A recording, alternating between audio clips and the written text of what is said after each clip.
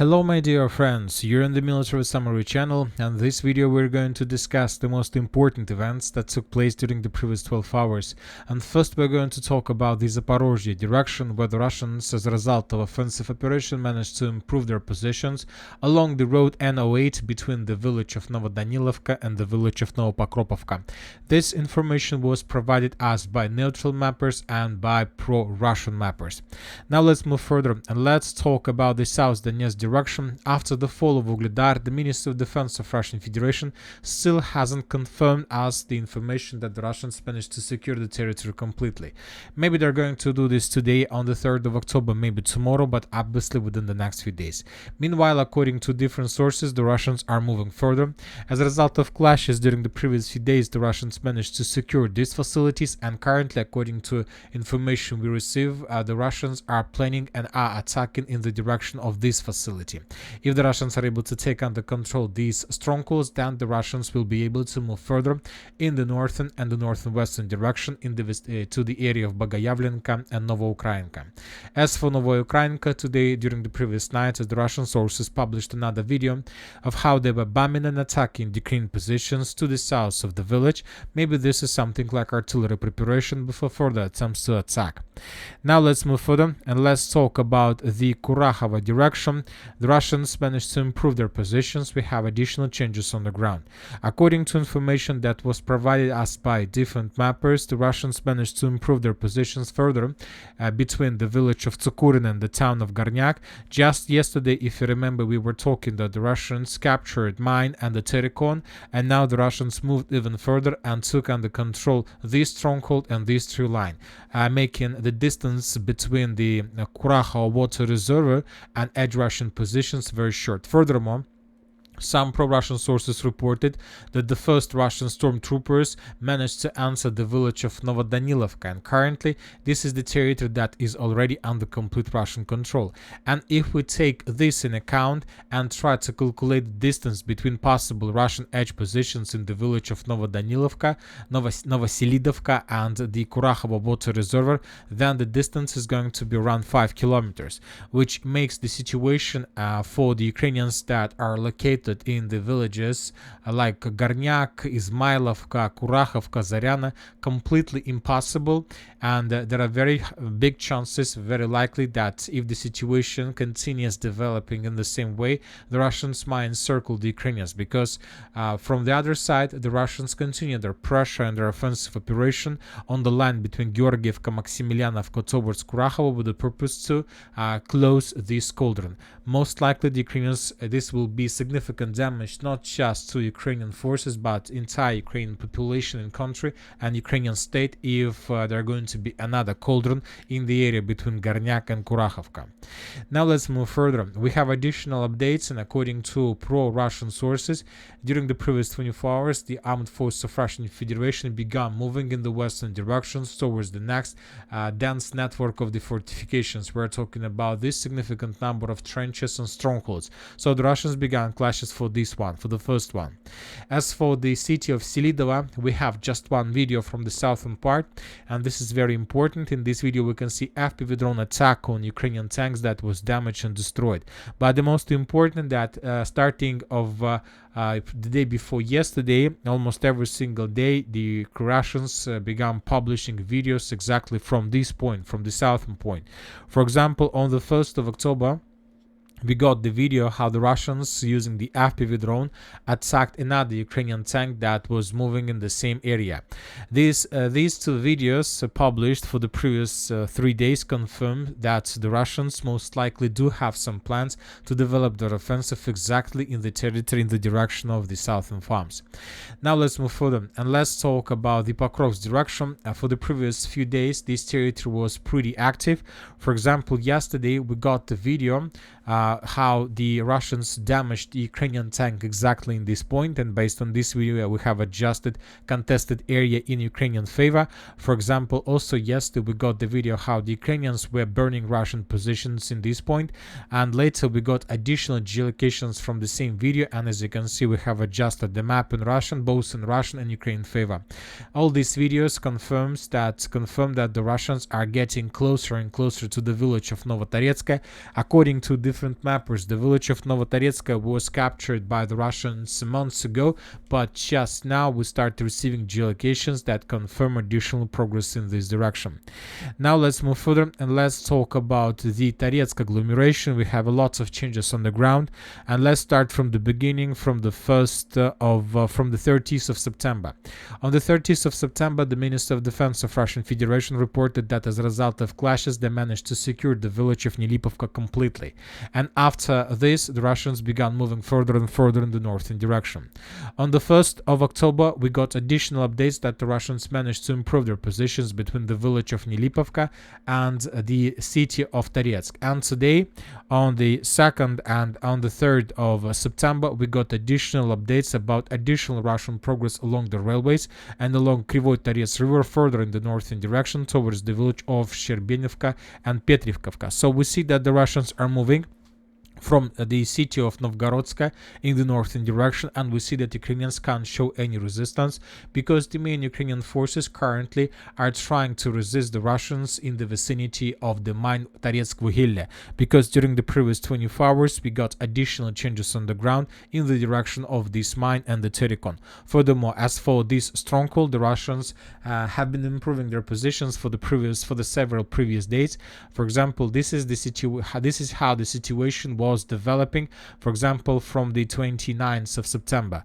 First, the Russians took under control this block first, and this information was provided by different mappers without any confirmations.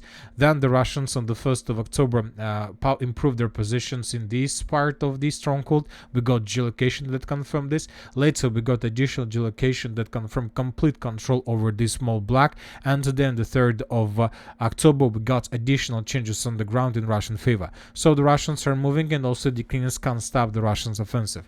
Now let's move further and let's talk about the Siversk direction. If you remember, just yesterday the Minister of Defense of Russian Federation reported that as a result of clashes, the Russians managed to establish complete control over the village by the name of Verkhnyakamyanskaya. This is significant progress of the armed force of Russian Federation.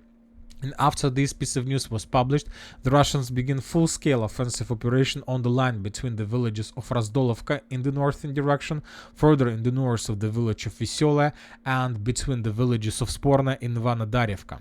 First, the Russians bombed Ukrainian positions with a significant number of tall flamethrower systems, trying to destroy completely the edge Ukrainian defense positions.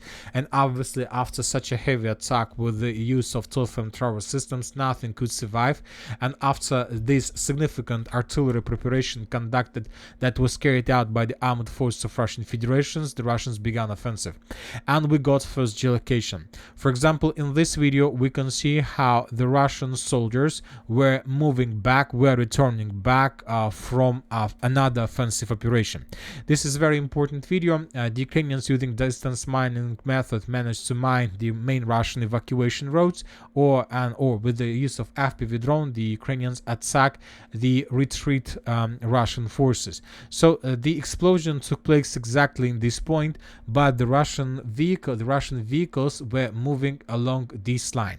So first the Russians answered this tree line, the Russians landed infantry, and the Russian infantry began moving in the northern direction, trying to clear this tree line. And when the Russian vehicles were returning back, one of the vehicles was destroyed exactly in this point. This is very important because, once again, as you can see, the Russians, according to these two videos, are moving in the direction of the positions that were first attacked by the Russian stones flamethrower systems. So, summarizing everything, we can make a conclusion that now the Russians are trying to improve their positions between Perezhna and Vyimka, and of course the Russians are trying to improve their positions between Veselaya, Ivanodarivka and Verkhnyakamyanskaya, and to get as close as possible to the city of Siversk, and to begin the Siversk offensive operation and the final battle for this citadel. Now let's move further. The Russians also continue moving further in the southern Kupiansk direction, and this direction is very active, as you can see. And according to information we have, during the previous 24 hours, the Russians managed to improve their positions further to the west of Makeivka. Currently we haven't received anything that can confirm this, but most likely soon we're gonna get some information.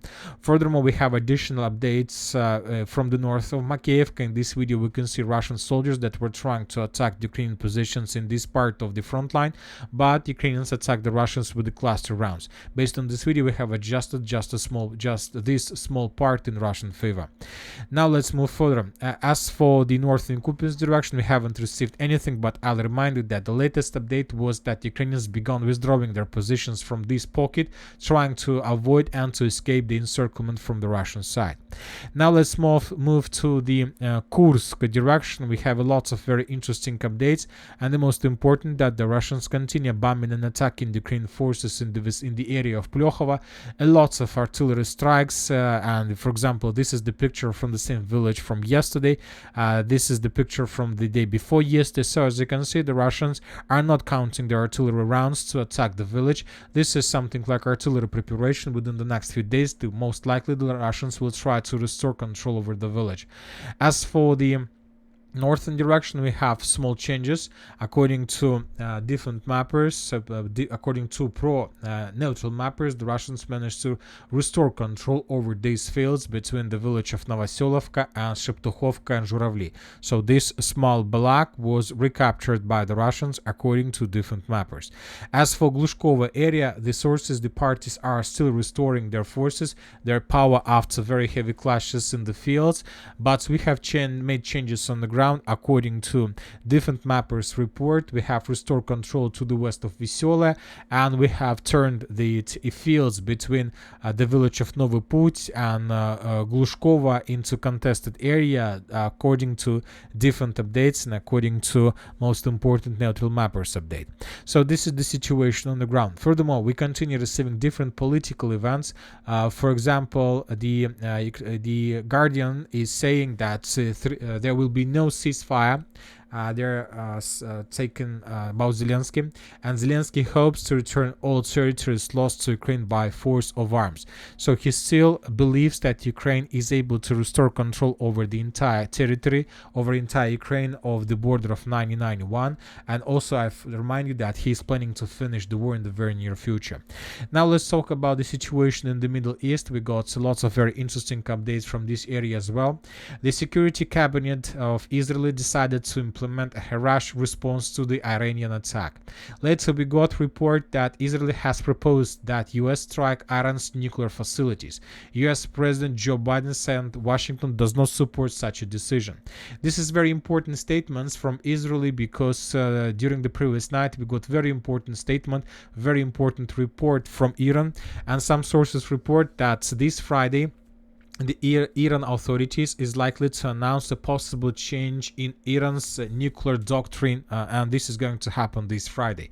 Very interesting what kind of changes Iran is going to make there. Furthermore, we start receiving the first photos of special operation of Israeli forces on the territory of Lebanon. We don't have for now any videos, but we have lots of photos that confirm Israeli presence on the territory of Lebanon in the southern part of this state. So a lot of updates. Most likely during the next few days we're gonna start changing maps in Israeli favor and in this direction. And that's it for the short video. Military Summary channel reminds we condemn any violence in the world. Thank you for watching. Subscribe to my channel, put your likes, join my Patreon, and have a good day. Bye bye.